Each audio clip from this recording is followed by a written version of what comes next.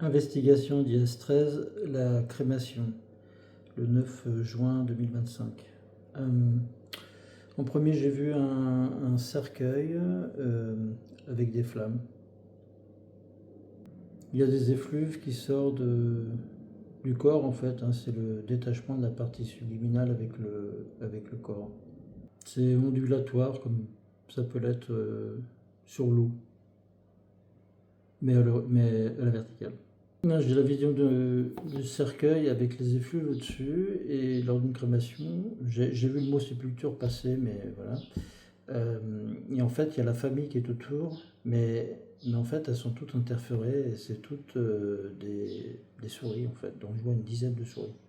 L'origine de la création, de la crémation, c'est la dégradation du corps, hein, le pourrissement du corps qui en fait pollue l'eau, la terre, et donc qui provoque des maladies. Donc c'est des problèmes d'hygiène et de santé.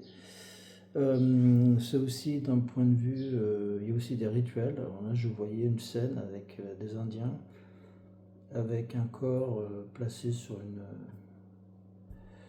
tatami, quelque chose, en hauteur, en train de brûler en fait, hein. Et ils accompagnent l'âme dans sa délivrance. Ils font des chants pendant que le corps sur la paillasse brûle. Et sinon, les autres cas, c'est en fait des gens qui brûlent dans des incendies ou des sorcières. J'ai aussi l'image de quelqu'un qui s'est immolé.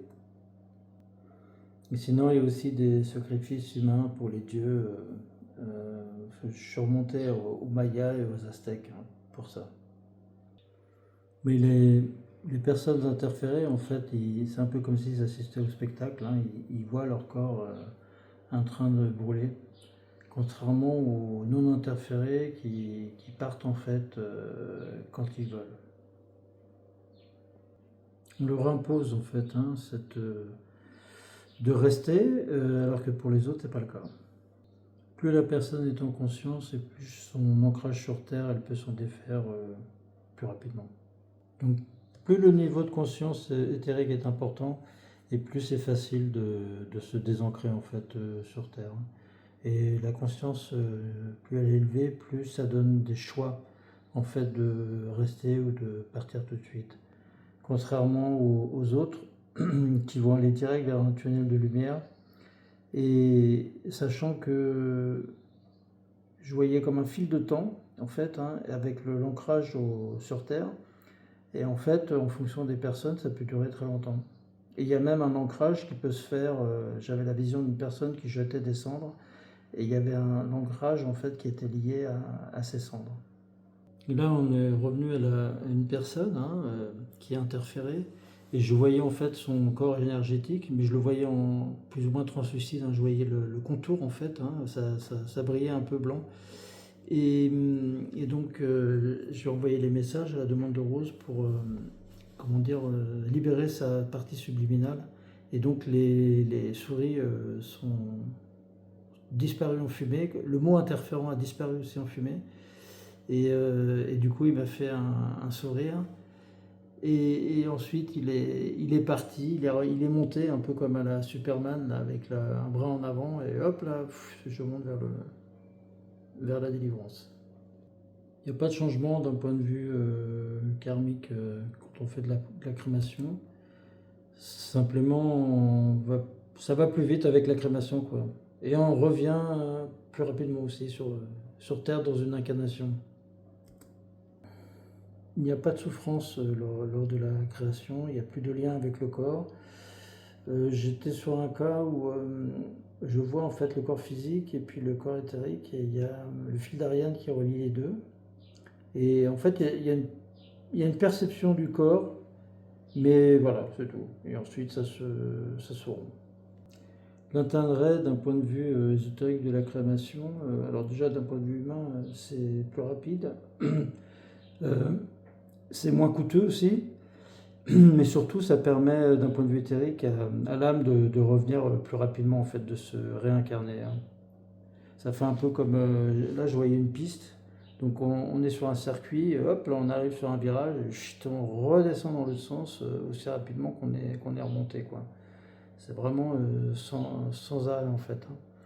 Donc ce qui fait que pour ces personnes-là, elles voient en fait le tunnel.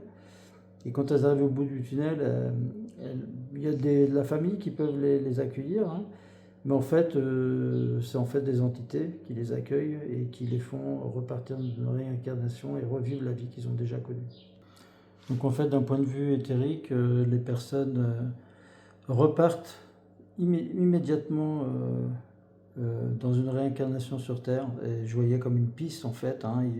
On arrive au bout de la piste et hop, ça fait un virage et puis on redescend direct, hein. Et en fait, ce qui se passe, c'est qu'ils sont dans le tunnel de lumière, ils arrivent au bout, et là ils sont accueillis par exemple par la famille, des gens proches, mais en fait derrière ce sont des entités qui les font repartir directement.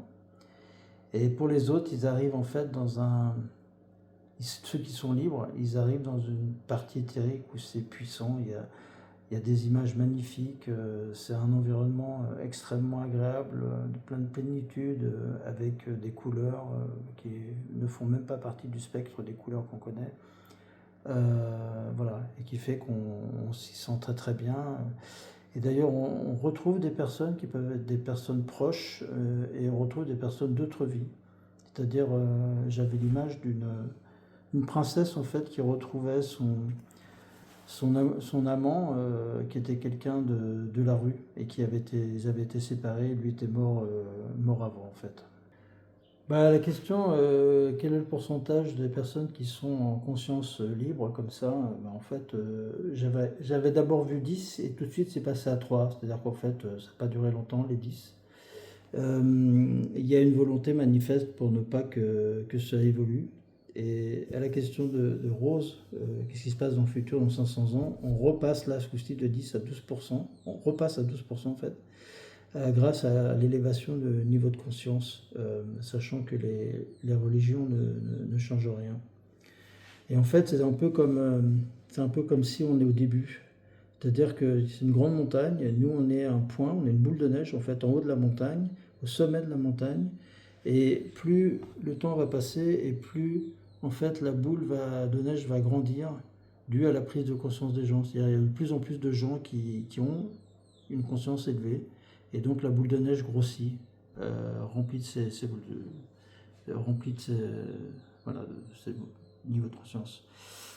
Et là, pourquoi il y avait cette situation, c'est qu'en fait, actuellement, j'avais l'image de la matrice sous forme de quadrillage, double quadrillage, avec un point de jonction qui se fait entre deux grilles, qui provoque des perturbations et notamment des accentuations, aussi bien au niveau élévation de conscience que au niveau diminution de conscience, du coup, qui amène au terrorisme, à la barbarie, à des actes non contrôlés qu'on peut retrouver, des guerres, etc.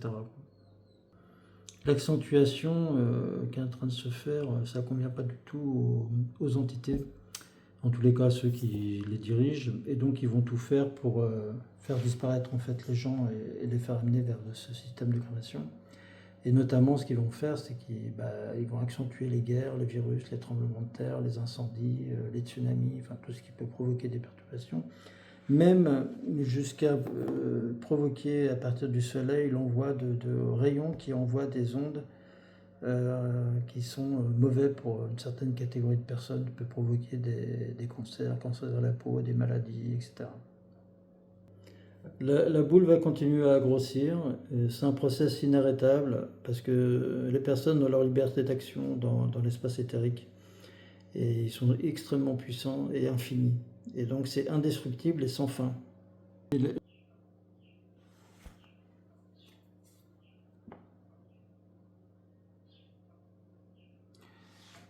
Que ces personnes qui sont en conscience, ils ont leur liberté d'action totale.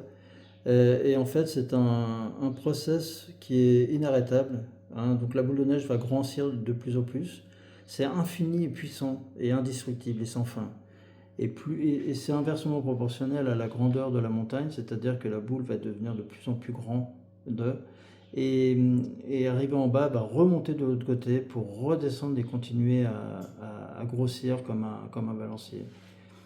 Et en fait, en partant au plus loin de cette image, qu'est-ce qui se passe avec la boule? En fait, je vois une sphère dans l'espace avec un reflet sur la gauche.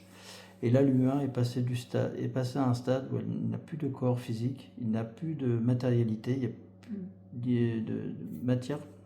On est dans une autre dimension et c'est une existence de plénitude complète. Voilà. Et cette sphère dans l'espace est vraiment magnifique.